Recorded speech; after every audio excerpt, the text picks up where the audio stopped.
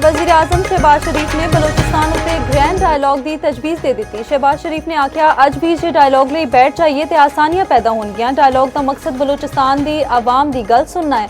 मसाइल के हल का तरीकाकार मुशावरत है। सूबे के मसाइल गलबात नाल हल होने चाहिए ने। चैलेंजेस नूं बाहमी गलबात नाल हल किया जाए। मसाइल का बेहतरीन हल मुशावरत ते वसाइल की मुनसिफाना तकसीम है। दहशतगर्दी के पिछे दुश्मन मुल्कां दा हथ है। घुसपैठिए दुश्मन मुल्क तो वसाइल हासिल कर रहे हैं।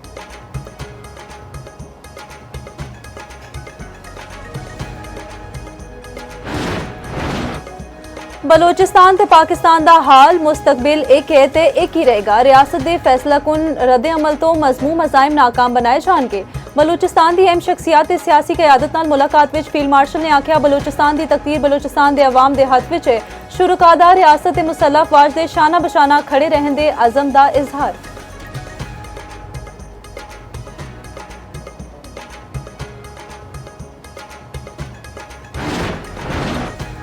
हुकूमत ने पेट्रोल ते डीजल फिर महंगा कर दिता। पेट्रोल की कीमत विच ₹3.81 का इजाफा। नवी कीमत ₹341.59 फी लीटर हो गई। डीजल ₹3.59 फी लीटर महंगा। कीमत ₹368.29 फी लीटर हो गई। नवीं कीमतों का इतलाक 22 तो 24 अगस्त लिए होगा।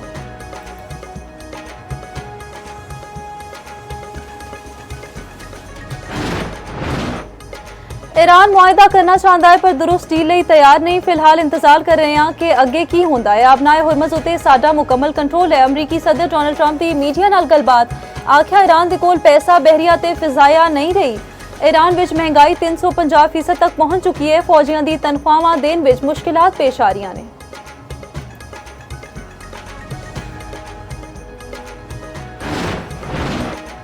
ईरानी सदर मसूद पिज़ेश्कियान अमरीका दे नाल जंग खत्म करन उते हामी। आख्या बेहतर यही है कि अज ही जंग खत्म कर दी जाए। इस वेले असी मजबूत ते बावकार पोजीशन विच हां।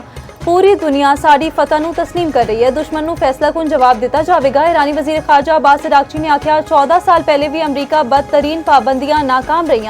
5 महीने अमरीका का गैर मशरूत हथियार सुटना भी नाकाम रहा। स्पीकर बाकर कालीबाफ ने आख्या ईरान नूं तैयार होना होगा। फौज जिन्नी भी मजबूत होवे अवाम दे भुखे होने नाल मुश्किल वध जाती है। ईरानी मुसल्लह अफवाज के chief of general staff major general Ali Abdollahi ने आख्या ईरानी अफवाज खतरात का ताकतवर मौसर ते तबाह कुन जवाब देगी। चीन ने नवे अमरीकी पाबंदियों का ऐलान मुस्तरद कर दिता।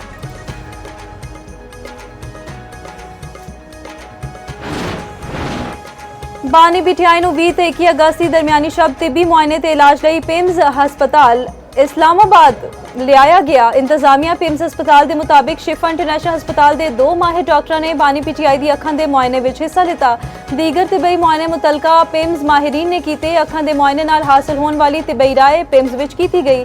तहकीकात के नताइज नाल मजमूई जायजे विच शामिल किया गया। पिम्स के डॉक्टरों पर मुश्तमिल मेडिकल बोर्ड ने तमाम तिब्बी नताइज यकजा करके मेडिकल फिटनेस रिपोर्ट तरतीब दी। मरीज की राजदारी ते सुप्रीम कोर्ट ऑफ पाकिस्तान की हदायत का मुकम्मल एहतराम किया जाएगा। तिब्बी रिपोर्ट के खुफिया मंदरजात जाहिर नहीं किए जाएंगे।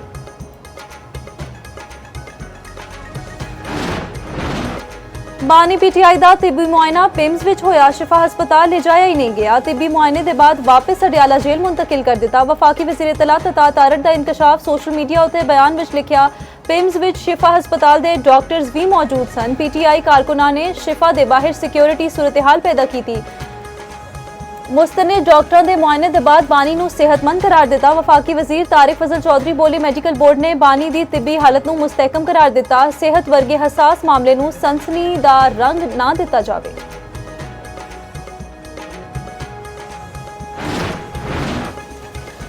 बानी पीटीआई दी हस्पताल मुंतकिली हुकूमत फिर अदालत टुर गई। सुप्रीम कोर्ट के फैसले दे दोबारा खिलाफ नजरसानी दी दरख्वास्त आए। नवी दरख्वास्त विच रजिस्ट्रार दे एतराजात दूर।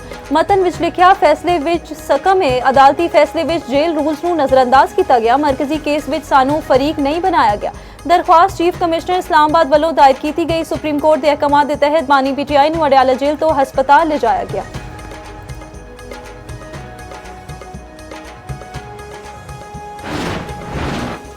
पीटीआई का बानी तो मुतालिक फैसले उत्ते अमल दरामद लई कल सुप्रीम कोर्ट तो रुजू दा फैसला। पीटीआई 27 सितंबर नूं भरपूर एहतजाज दे फैसले उत्ते कायम। महमूद खान अचकज़ई दी सदारत विच ओपोजिशन पार्लिमानी पार्टी का इजलास एलामिया जारी। आख्या इलाज उत्ते समझौता नहीं किया जाएगा। वज़ीर आला खैबर पख्तूनख्वा सुहेल आफरीदी ने आख्या ਬਾਨੀ ਦੇ ਨਾਲ ਇਹੋ ਜਿਹਾ ਰਵੱਈਆ ਹੈ ਤੇ ਆਮ ਪਾਕਿਸਤਾਨੀ ਦੇ ਨਾਲ ਕੀ ਹੋਵੇਗਾ।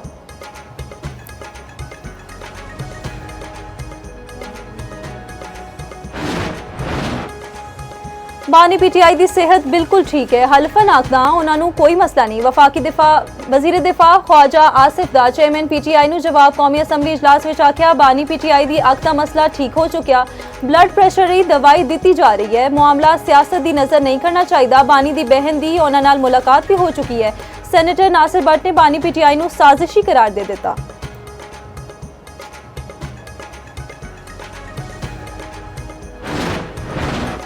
पीटीआई ते जेयूआई का मुश्तरका ओपोजिशन इतिहाद बनाने का ऐलान, सड़कों ते आन दा अंदिया दे दिता। मौलाना फजलुर रहमान की रिहाइशगाह उत्ते इजलास, महमूद खान अचकजई, राजा नासिर अब्बास, असद कैसर ते सलमान अकरम राजा की शिरकत। मौलाना फजलुर रहमान ने मीडिया नाल गल विच आख्या ज्वाइंट ओपोजिशन का मकसद पार्लीमेंट विच मुअस्सर इकदाम चुकने होंगे, सूबियां लई कोई तैयार नहीं। अलामा राजा नासिर बोले ए खुद तस्लीम करे ने सिस्टम कोलैप्स कर चुके हैं। सलमान अकरम राजा ने आख्या जबर नाल सूबे नहीं बनाए जाते। महमूद खान अचकजई कहते ने पार्लीमेंट ताकत दा सरचश्मा पर ओनू उखाड़िया जा रहा है।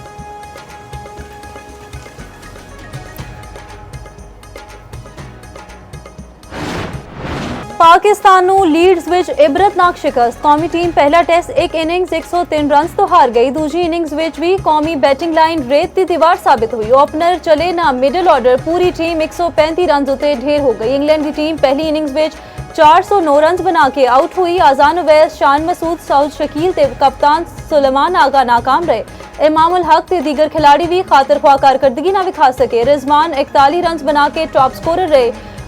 रोबेंस ते जोश ने 8-8 विकटां हासिल कीतियां। 3 मैचेस की सीरीज में इंग्लैंड नूं 1-0 की बढ़तरी हासिल। सलमान अली आगा ने आख्या इंग्लैंड ने सानू बॉलिंग बैटिंग समेत हर चीज़ में आउटक्लास किया। इंग्लैंड का टूर कंडीशनस चेंज होने की वजह नाल टीम लई चैलेंजिंग होंदा है। 50 वरियां दी बदतरीन पाकिस्तानी टीम, बरतानवी मीडिया ने आईना विखा दिता। टेलीग्राफ ने आख्या इंग्लैंड का सामना इहो जी टीम नाल है जिदा हर शोबा तबाह हाल है। फास्ट बॉलिंग का मयार ते रफ्तार रवि जवाल का शिकार है। मेजबान बगैर मजामत दे रन्स बनाते रहे। पाकिस्तान की फील्डिंग भी नाकस करार।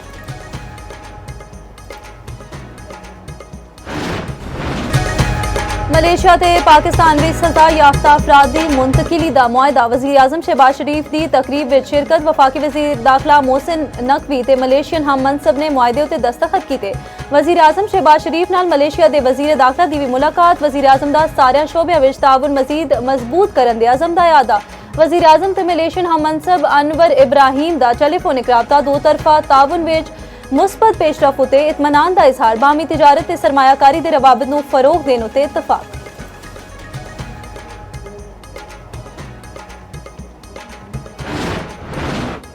Field marshal Syed Asim Munir Malaysian वज़ीर दाखिला सैफुद्दीन की मुलाकात। ISPR के मुताबिक मुलाकात में मलेशियन सफीर ते आला सतह का वफ्द भी शरीक होया।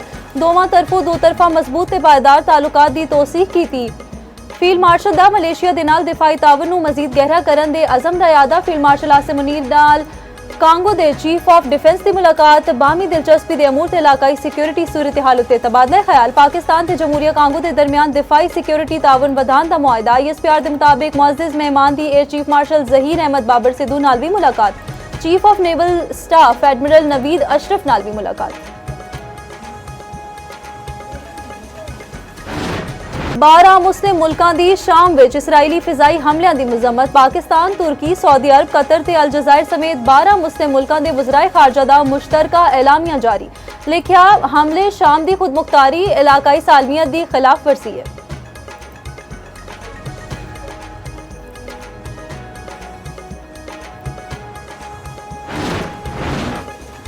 शाही सवारी पै गई महंगी। वज़ीर आज़म शहबाज शरीफ का IG इस्लामाबाद ते चेयरमैन CDA की 14 अगस्त नूं बग्गी उत्ते सवारी का सख्त नोटिस। 14 अगस्त की तकरीब में शाहाना अंदाज उत्ते सख्त नाराजगी का इजहार। वज़ीर आज़म ने आख्या यह तर्ज अमल शानो शौकत इम्तियाज ते ज़ाती खुदनुमाई है।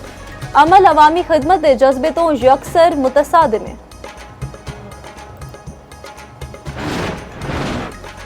एक सियासी जमात का मिजाज दंगा फसाद है, दूजी जमात का मिजाज सिस्टम के नाम उत्ते करप्शन है। वज़ीर आला पंजाब मरियम नवाज की मुखालफिन उत्ते दबे अल्फाज विच तनकीद। जना इंस्टीट्यूट ऑफ कार्डियोलॉजी दी इफ्तिताई तकरीब नाल खिताब विच आख्या मुस्लिम लीग नून दा मिजाज सिर्फ खिदमत ते तरक्की है। तमाम सियासी जमातां खिदमत दी रविश अपनान ते मुल्क तरक्की करदा है।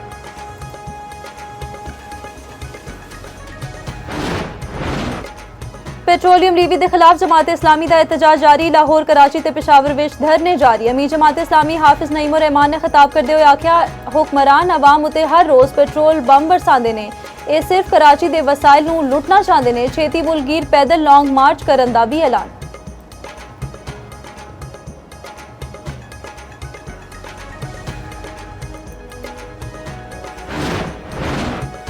पंजाब विच बदल वसन नूं तैयार। अज तो 23 अगस्त तक पंजाब के बेशतर अजला विच बारिशां दा इम्कान। पीटीएमए ने 7वें स्पेल दा अलर्ट जारी कर दिता। लाहौर, सरगोदा, फैसलाबाद, झंग, साहिवाल ते ओकाड़ा विच बारिशां मुतवक्के। लाहौर, गुजरांवाला, सियालकोट ते नारोवाल विच अर्बन फ्लडिंग दा खदशा। मरी गलियात ते पहाड़ी इलाकों विच लैंड स्लाइडिंग दा अंदेशा। इस्लामाबाद ते रावलपिंडी विच 5वें रोज भी बारिश हुई। हरीपुर विच बारिश ने तबाही मचा दी। स्कूल दी दीवार डिग गई।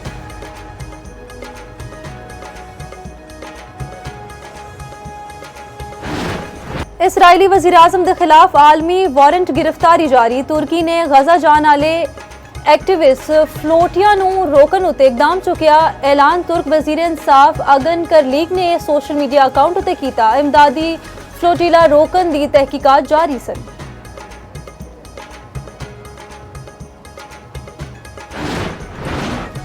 भारत में जैन जी दे बाद जैन अल्फा भी मुतहरिक। स्कूलों में बेहतरीन तालीम ते सहूलियात लई एहतजाज। ट्रांसपोर्ट ते फीस के मसाइल उत्ते तलबा सड़कों ते निकल आए। 2000 के बाद पैदा होने वाली जैन अल्फा पहली बारी मुनज़्ज़म अंदाज विच सड़कों ते निकली।